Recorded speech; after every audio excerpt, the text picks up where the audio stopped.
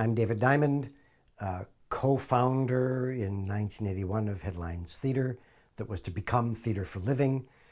In 2018, we decided to start devolving the organization.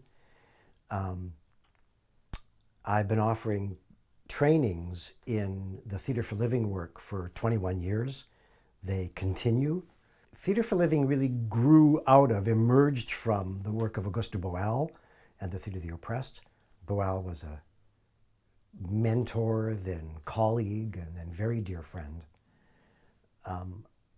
Because of my work being invited into Indigenous communities in particular over many, many years, I was really challenged to reconsider that binary model in Theatre of the Oppressed of oppressor and oppressed. And that, married with my own interest, lifelong interest in physics, led me down a path where the name of what I'm doing had to change. The work has evolved into really acknowledging that everything is connected to everything else, that we live in an interconnected world. And so the trainings, I'm clear with this when people write me and go, I'm really interested in the Theatre of the Oppressed, I want to come to your training, that they're not actually coming into a Theatre of the Oppressed training. That I want them to know that the work has changed. And if they're interested in this other way of working, using a similar language, but that language has really changed, they come into the Theatre for Living workshop. So in the Level 1 Theatre for Living training, the focus really is on group building work, image theatre work, and we just get to forum theatre. In the Level 2, the reason we're making plays on the second day is it really focuses primarily on forum theatre and joking forum theatre. So it really focuses on being a facilitator. I start absolutely every workshop I do off with the same game, and there's a reason for this. I ask people to find a partner, someone they're going to feel comfortable pushing against. They get their hands on each other's shoulders, and they start to push, to really use their muscles to push. And you're going to push, push. Use your muscles, push. You can push harder than that. Push. This always happens. The older I've gotten, the less they pushed. Push. Not as a contest to try to push each other over, but as a dialogue, an embodied dialogue to find the balance of strength between the two of them.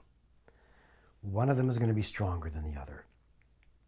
The person who isn't as strong pushes harder, and the person who is stronger pushes less hard, and they find the balance of strength. It's fluid, it's constantly moving.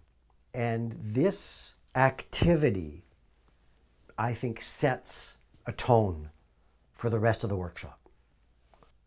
Theatre is an embodied language, a physical language, and if we're going to make theatre together, we need to look at the ways that we're pushing against each other and inside ourselves. If we're going to do valuable work together, we have to be able to trust each other.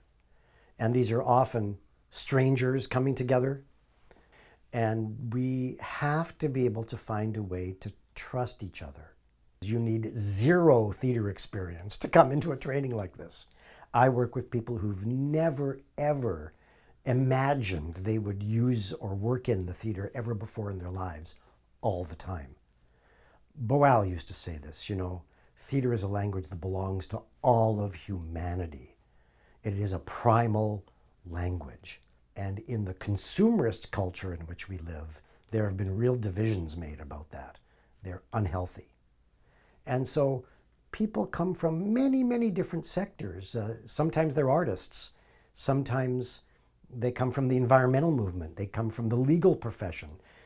They come from the health sector.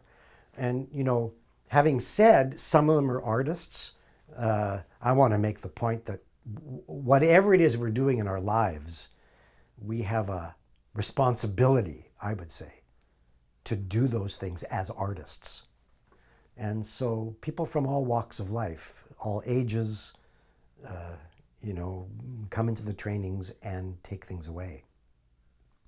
I think people should come into a workshop like this prepared to play, prepared to break rules. I've never done anything as an artist and an activist that was of value without breaking some kind of rule. They should be prepared to have their perceptions of the world and themselves challenged. If you're going to facilitate this work, you have to be prepared to do the work.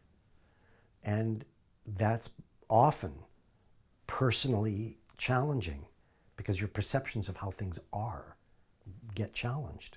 And I think work like this, it's not just theater for living work, but embodied work like this, expands that for people. They start seeing the world in a different way.